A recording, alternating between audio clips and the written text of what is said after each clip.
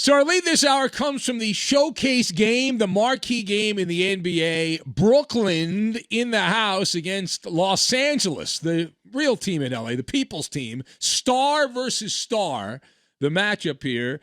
And if you saw the game, you know that James Harden had 37 points and Kyrie Irving had 28. And the Nets squeezed past the Clippers for a controversial 4-point victory in La La Land. It's the subplot, though, that is the story here. You talk about getting out of a game by the skin on your chinny chin chin. That would be the result here. Now, it's the game within the game, though. And if you did not watch, you likely missed it. Even if you watched this game, you might not have realized what was going on. So I will hold your hand here and walk you through it.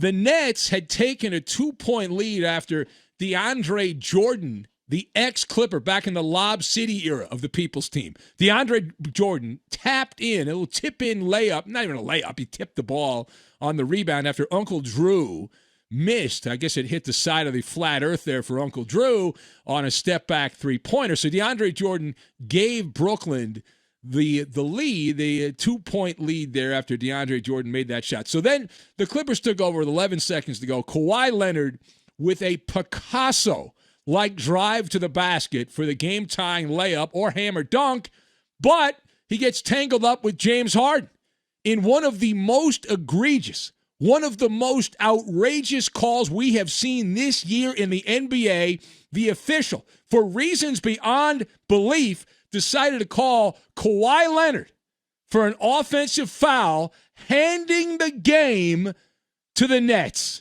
It's a joke. So let us discuss. Now, will the NBA look into this? The question, right? Will the NBA look into this? Probably not.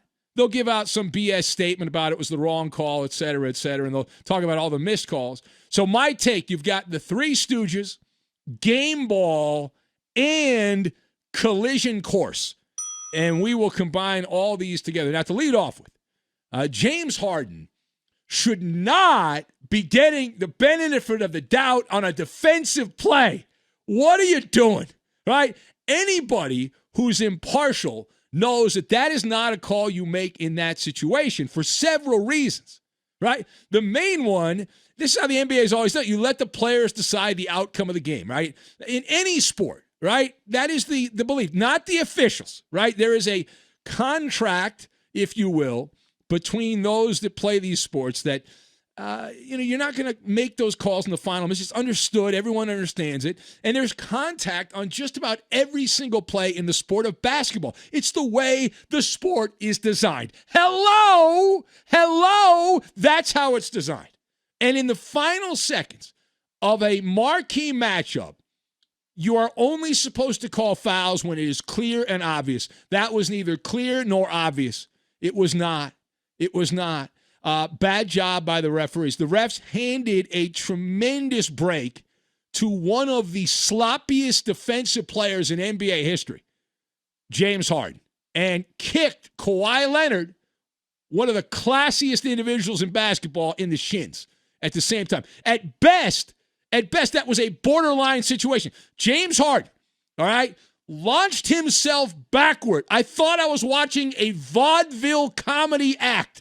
The Three Stooges. This was slapstick comedy gold is what it was. And it's the inconsistency of these type of calls that is maddening for an independent arbitrator watching these games. These are judgment calls. Now, Paul George, PG-13, who played a great game, he was asked about playing against players like Harden who sell contact on both ends. And he said it's really hard. He says he hasn't gotten into the flopping game. This is from PG-13. But in today's game, he said it's smart. They control the referees. That's right.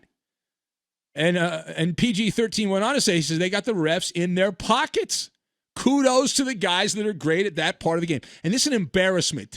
I know Adam Silver doesn't care. He's got his head buried in the sand. But this is an embarrassment, right? That was a nice left-handed compliment, by the way, against James Harden from PG-13. Now, furthermore, as we discuss here, right, the Nets should give a game ball to Trey Maddox. You don't know who Trey Maddox is. Trey Maddox is the referee. He's the one that decided to take the game into his own hands and make that terrible call and make the game all about him, right? The NBA has long had a problem with flopping. The reason it persists is because of bad officials like number 23, Trey Maddox, who get hornswoggled and hoodwinked and bamboozled by flopping. What a rotten ending to what was going to be a glorious come-from-behind, gritty Clipper win. LA dominated the fourth quarter. They held the Nets to 38% shooting. They looked terrible. The Nets were on their heels in the fourth quarter. The Clippers came back, and then in the end, the referee's like, no, we're not going to let you come all the way back. The Clippers shaved down a 15-point deficit to what should have been either a tie game at worst with 8 seconds left, or what should have happened, the and one, Kawhi with the layup or the hammer dunk, and then the foul, he goes to the line, Clippers up by 1 with 8 seconds or so to go in the game. It is criminal that the game was decided by an official, a rogue official, and not the players on the court. Adam Silver should do the honorable thing. He will not, but he should do the honorable thing, set up a bipartisan, independent, outside panel to investigate what the heck happened at the end of that game. You either let them play or you call everything. Now, make your mind up, okay? Are you the call everything guy? Okay, good. You're the I'll get to that in a second. Now, Kawhi was asked about all this, the offensive foul, and he said, my take from it is, if we're going to play bully ball at the end of the game, let both sides play.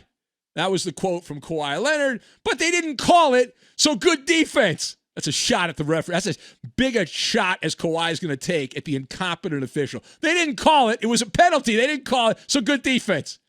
Thought I got grabbed early. That's a great point, right? Great point by the board man, all right? By the letter of the law, if you're the call everything, whistle, whistle, whistle, whistle, whistle, whistle, whistle. If you're that person, whistle, whistle, whistle, okay? You're that guy.